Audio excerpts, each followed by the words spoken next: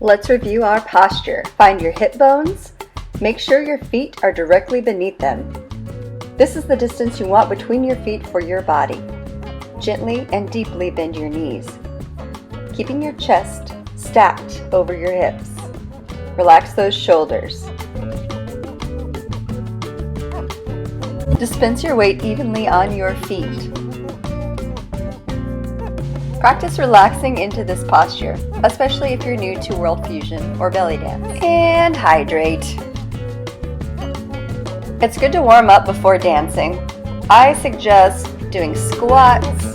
You can add your arms to this, shoulder rolls, and side reaches. You'll want to cool down after dancing with some stretches. I suggest stretching your hip flexors, your hamstrings, releasing your lower back, and even trying some balance challenges. Then some gentle roll-ups always help reset the body. All right, let's get to dancing.